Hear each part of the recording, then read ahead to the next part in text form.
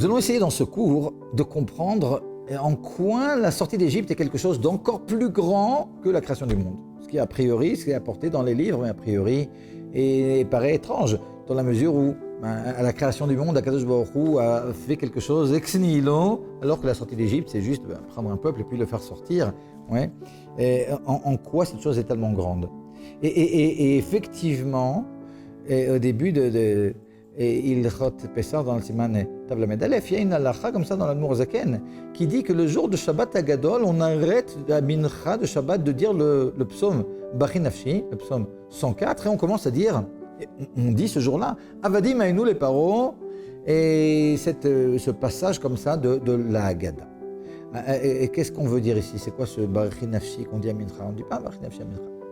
Alors bon, c'est basé sur le Rama, et le Levouche explique que oui, effectivement, il y a un minhag comme ça. Alors c'est pas le minhag Chabad, mais c'est un minhag qui existe et que le Admour Zaken s'y rappelle, qui est qu'à partir de Shabbat Bereshit jusqu'à Shabbat Hagadol, à mincha, on lit le Baruch Nafshi. Alors c'est vrai qu'on ne fait pas ce minhag, mais malgré tout, qu'est-ce qu'il exprime?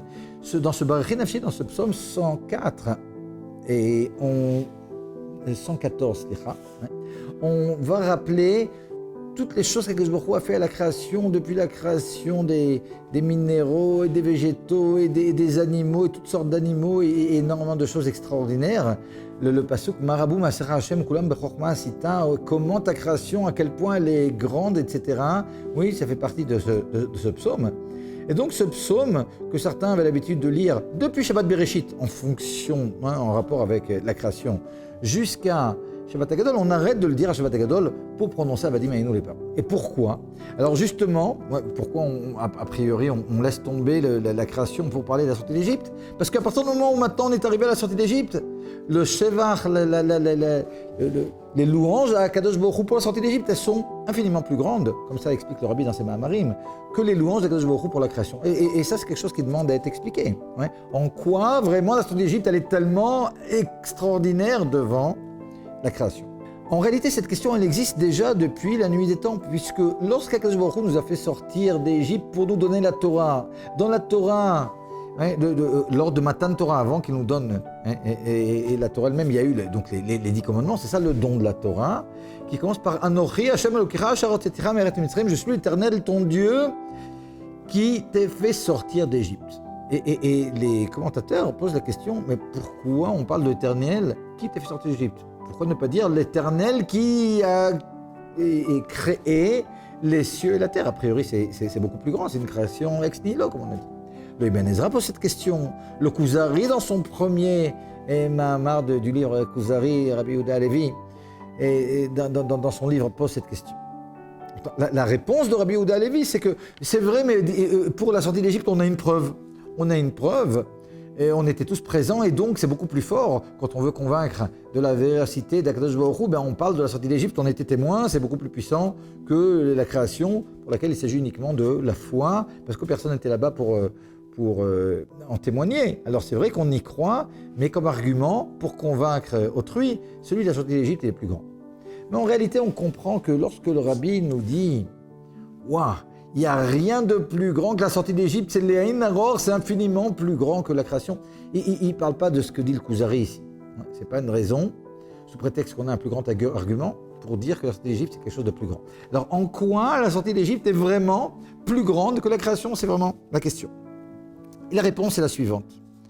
Le Maharal, dans Gvurot Hashem, nous dit que la grandeur de la sortie d'Égypte, c'est le fait que lorsque nous sommes sortis d'Égypte, nous sommes devenus Bnei Chorin Be'etzem, nous sommes devenus des hommes libres avec un grand H et un grand L. C'est-à-dire quelque chose dans l'essence. L'essence du juif maintenant, c'est d'être libre. J'ouvre une parenthèse pour dire que on sait bien que le premier mois, c'est le mois de Nissan. Mais en réalité, ça n'a pas toujours été comme ça. Ça n'a pas toujours été comme ça. Si vous ouvrez comme ça dans le livre de Melachim, dans le livre des rois, au 8e chapitre, alors il y a un passage comme ça qui parle du fait que l'on a fait passer l'arche sainte de l'endroit où David l'avait amenée, dans la ville de David, donc à côté de ce qui s'appelle vraiment Jérusalem, le mont Moria, vers Jérusalem le 7e mois. Et le Targum Yonatan, il nous dit, donc c'était le 7e mois, c'était en Tishrei, Il dit le 7e mois, il traduit le mois que les anciens appelaient le premier mois. Ouais, alors c'est étonnant, comment ça, on l'appelait le premier mois? Et explique le Radak, Rabbi David Kimchi, qu'effectivement, depuis la création du monde jusqu'à la sortie d'Égypte, le mois de Tishrei, le mois de la création, la création c'était ce qui était important, c'était le premier mois. Mais à partir du moment où nous sommes sortis d'Égypte, alors c'est là qu'Akadosh Baruch Hu a dit au Ham Israël, la Chodesh Hazeh, Lachem Rosh Chodashim, comme on a vu dans Parashat Bo, ce mois-ci, le mois de Nissan est le premier des mois. Ça a été dit à Chodesh Hazeh, Lachem, pour vous, pour les Bnei Israël. C'est-à-dire que pour les Bnei Israël, il y a quelque chose de bien spécial qui fait que le premier mois, ça sera à partir de maintenant le mois de Nissan. Pour les Goïms, ça continuera à être le mois de Tishrei qui est le premier. Et qu'est-ce qui s'est passé? Parce qu'ici maintenant il y a quelque chose de tout à fait nouveau qui est fait. Donc ce que nous dit le Maharal, qu'à partir du mois de Nissan, lorsque le 15 nous allons sortir d'Égypte, nous devenons Be'etzem dans l'essence un peuple qui est tout à fait libre. Maintenant, qu'est-ce que ça veut dire un peuple libre? Entre-temps, il y a eu toutes sortes d'autres galouillottes. La Gemara dans Maseret Megillah, elle nous dit que nous sommes encore les esclaves de Achashverosh. Alors en quoi sommes-nous vraiment libres? Et en réalité, nous dit le Maharal, non, nous sommes libres dans l'essence. C'est vrai que les Goïms peuvent avoir une emprise sur notre corps, sur notre âme animale, sur ce que vous voulez. Mais en réalité, la profonde nature du Juif, qui est son âme divine, cette âme divine, maintenant, elle a une expression telle chez les Juifs à partir de la sortie d'Égypte qu'ils sont devenus complètement libres. Et comment ça marche? Alors le Rabbi explique. Nous sommes libres dans la mesure où nous sommes devenus esclaves d'Akadosh Baruch Hu. Et là, c'est extrêmement important. On pourrait se dire, ok, on est sorti de l'esclavage de Paro pour devenir esclave d'Akadosh Baruch Hu. Ta'avdun et Elokim ala Harazeh, vous allez servir Akadosh Baruch Hu, être ses serviteurs, à ses esclaves sur cette montagne. Qu'est-ce qu'on a gagné? Mais en réalité, nos sages nous disent que l'esclave d'un roi est lui-même roi. En devenant esclave d'Akadosh Baruch Hu, en réalité, on vient être un avec Akadosh Baruch Hu. De la même façon qu'Akadosh Baruch Hu lui-même n'est pas limité, nous-mêmes, nous ne sommes pas limités. C'est ça toute la grandeur du mois de Nissan, c'est ça toute la grandeur d'être esclave d'Akadosh Baruch Hu, c'est ça toute la grandeur de recevoir sur soi le joug de la Torah. Finalement, toute l'idée, nous dit le Maharal, de la sortie d'Égypte, c'est qu'en sortant d'Égypte, maintenant, nous sommes devenus dans l'essence un peuple libre, un peuple qui n'a aucune limite. Comment ça s'exprime? Alors, c'est on va rapporter une anecdote. On sait que lors du mariage des descendants du Admour Hazaken avec le rabbi Lévi Yitzhak de Berdichov, alors il y a eu un grand mariage qui a été fait à mi-chemin entre la Lituanie où était l'Admour Hazaken et puis l'Ukraine où était Rabbi Lévi Yitzhak de Berdichov. Et ils se retrouvaient alors les deux tzadikim dans un grand salon et duquel ils voulaient sortir pour aller étudier. Mais seulement pour ça, la sortie était tout au fond et il fallait qu'ils traversent tout le salon où il y avait énormément de chassidim. Et alors ça aurait pris des heures jusqu'à ce que chacun demande sa bracha. Et donc, comment faire? Et le Rabbi Lévi Yitzhak de Berdichov propose au Admour Hazaken, regarde, on n'a pas de choix, on sort par le mur et c'est tout. Et l'Admour Hazaken nous répond, non, mais on ne va pas faire devant tout le monde, c'est pas sous prétexte qu'on peut le faire qu'on va le faire, je veux dire, quand même, il faut être discret. Et là, c'est juste comme ça, un exemple d'une expression du fait que fondamentalement, un juif n'est limité par rien. Alors pour revenir maintenant à la question de base. La question de base était, comment se fait-il qu'on parle de la sortie d'Égypte comme étant quelque chose d'infiniment plus grand que la création du monde? La création du monde, c'est une création ex nihilo.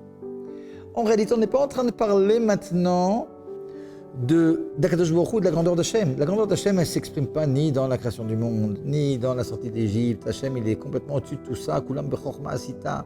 Pour lui, la chorma, la sagesse et le maasé, ce qu'il y a de plus bas, l'action, ces deux choses-là, elles sont tout à fait équivalentes. Il est infini, donc on ne peut pas parler de la grandeur d'Hachem bichlal. On est en train de parler maintenant de notre grandeur à nous. Alors, notre grandeur à nous, toute la grandeur de cet événement de la sortie d'Égypte, c'est que lors de la création, on peut voir un petit peu de la grandeur d'Akadosh Baruch Hu, ok. Mais lors de la sortie d'Égypte, le point, c'est pas tellement de mettre en avant le fait qu'Akadosh Baruch Hu est grand parce qu'il nous a fait sortir d'Égypte.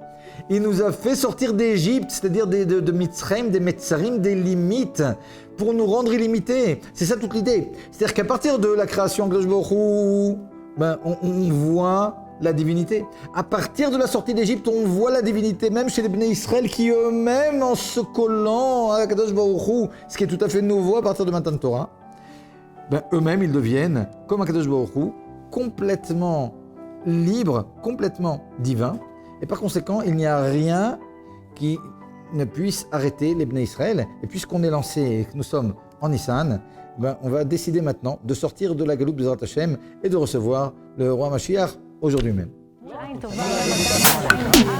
Moment of Wisdom. Some brief and life-changing moments. Join us. Subscribe to Moment of Wisdom channels on YouTube, Telegram, Facebook, Instagram, and WhatsApp.